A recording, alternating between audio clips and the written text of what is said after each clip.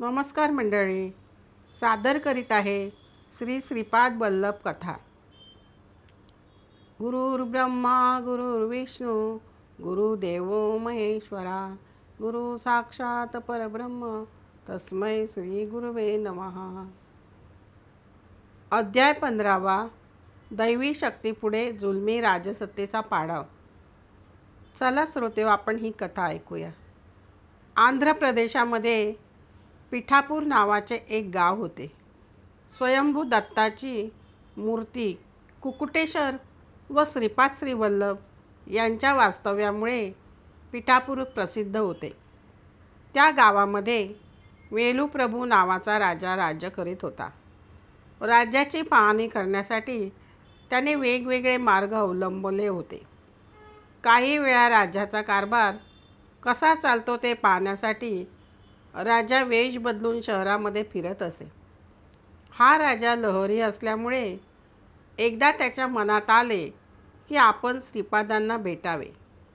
राजा असल्यामुळे त्याने ताबडतोब नोकरांना आज्ञा दिली की तुम्ही अप्पलराजांच्या घरी जाऊन श्रीपादाला मी बोलावले आहे असे हक्काने सांगा व त्याला तुमच्याबरोबर घेऊन या.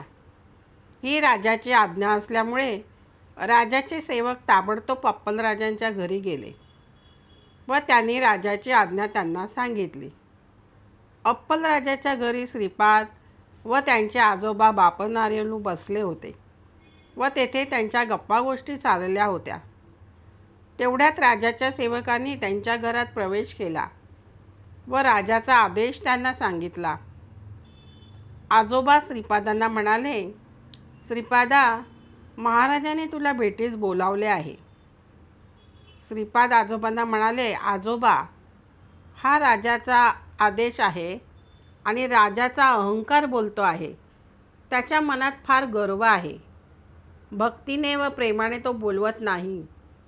जशी राज्यातील प्रजाजनांवर तो सत्ता गाजवतो त्याप्रमाणे तो माझ्यावर सत्ता गाजवण्यास पाहत आहे. परंतु आजोबा, त्याने एवढे लक्षात ठेवावे की राजाला माझे दर्शन सहजासहजी मिळणार नाही. मग श्रीपादांनी स्वतः राजाच्या सेवकांना सांगितले, अहो, हे तुमचे राजे पिठापूर नगराचे राजे आहेत, परंतु मी तर सर्व जगाचा चक्रवर्ती सम्राट आहे. तेव्हा राजाला सांगा, तुम्हाला खरंच अंतःकरणपूर्वक माझे दर्शन घेण्याची इच्छा असेल तर आपण माझ्या घरी यावे. आपले स्वागत होईल व येताना आम्हाला योग्य अशी साजेशी भेटवस्तू घेऊन यावे. श्रीपादांच्या आदेशाप्रमाणे सेवकांनी त्यांचा निरोप राजास सांगितला. आपल्या आज्ञेचा अवमान झालेला ऐकताच राजा रागाने लाल झाला व म्हणाला, मी या नगरीचा राजा आहे. माझी आज्ञा श्रीपाद कशी काय मोडू शकतो ते मी आता पाहतोच. असे बडबडत असताना सिंहासनावर बसलेला राजा भोवळ येऊन सिंहासनावरून खाली पडला. राजाच्या सेवकांनी त्याला पाणी पाजून सावध करण्याचा प्रयत्न केला, परंतु त्याचा काही उपयोग झाला नाही. एवढ्यात राजपुरोहित श्री कोटसुंदर शर्मा राजावर उपचार करण्यासाठी आले. परंतु राजाची ती अवस्था व तेथील परिस्थिती पाहून राजपुरोहिताने स्वतः दत्तप्रभूंची श्रद्धेने पूजा केली व राजाला तीर्थ देऊन विभूती लावली. राजपुरोहित राजाला म्हणाले, आपण राजे असला तरी श्रीपादांना धरून आणणे हे काही बरोबर नाही. तेव्हा राजपुरोहिताला म्हणाला, श्रीपाद वल्लभाने काही दुष्टशक्तींचा आमच्यावर उपयोग केला आहे, त्यामुळे आम्हाला त्रास होत आहे. तरी यावर काही उपाय असल्यास सांगा. राजपुरोहित म्हणाले, आम्हाला वाटते की विद्यावान ब्राह्मणांकडून तुम्ही दत्तपुराण व ग्रंथाचे पारायण करावे. त्याचप्रमाणे स्वयंभू दत्तात्रयांची पूजा करावी आणि ब्राह्मणांचा सन्मान करून त्यांना भूदान आणि स्वर्णदान अन्नदान करावे. त्यामुळे दत्तप्रभू प्रसन्न होऊन आपले दुखणे बरे करतील. हे ऐकून राजाला थोडा धीर आला. व त्याला वाटले आपण या उपायाने बरे होऊ, म्हणून त्याने राजपुरोहिताने सांगितलेले सर्व विधी करण्यासाठी सुरुवात केली. परंतु घडले विचित्रच. दत्तपुराणाचे पारायण सुरू होताच गावामध्ये चोरांची संख्या वाढली. सगळ्या ठिकाणी प्रजाजनांना चोरांचा त्रास वाटू लागला.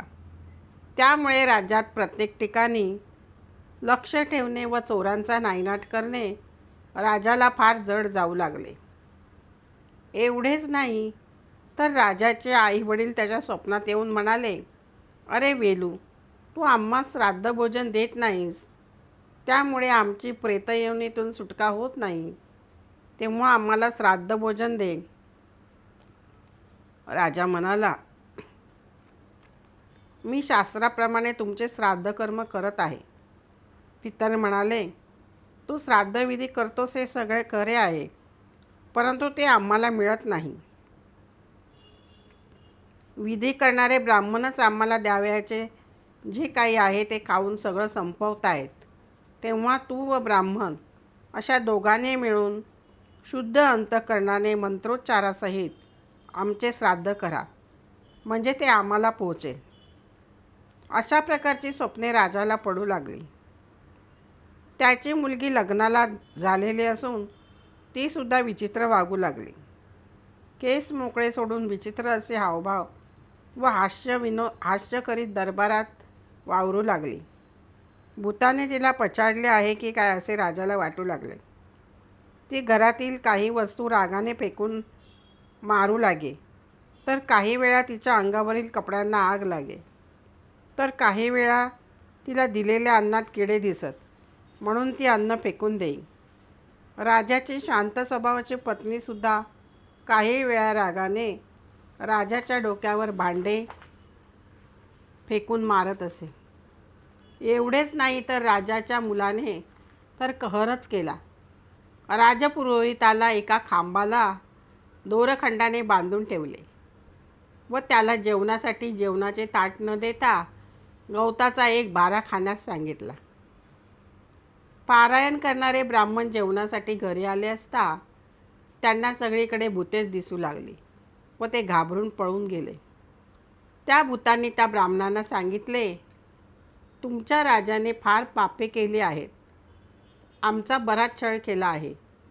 राजाने वाईट मार्गाने धन मिळवले आहे व ते तुम्ही दान रूपात स्वीकारले आहे, म्हणून आम्ही तुम्हाला त्रास देत आहोत.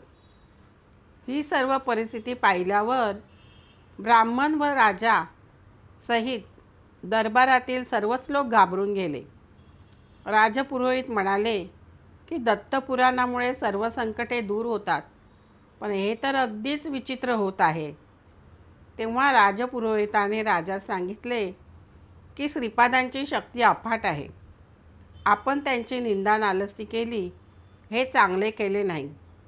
तेव्हा आपण त्यांना शरण जाऊ, त्यांच्या दर्शनाला जाऊ. त्यावर ते सारे श्रीपादांच्या दर्शनास गेले व त्यांनी श्रीपादांची क्षमा मागितली. त्यांना पश्चाताप झाला, म्हणून श्रीपादांनी सर्वांना मोठ्या अंतःकरणाने क्षमा केली. तात्पर्य: ईश्वरी सत्तेपुढे जुलमी राजसत्ता कधीही टिकूच शकत नाही. श्रोतेहो, तुम्हाला कथा आवडलीच असेल. दुष्ट राजाला श्रीपादांनी कसा धडा शिकविला हे आपण या कथेत पाहिले आहे. परंतु प्रेमळ श्रीपादांना राजाची दया येऊन त्यांना प्रेमळ अंतःकरणाने त्यांनी राजाला क्षमा केलेली आहे. श्रोतेहो, कथेला लाईक व सबस्क्राईब करा व कमेंटमध्ये जरूर सांगा. धन्यवाद. श्री श्रीपाद राजम शरणम प्रपद्ये.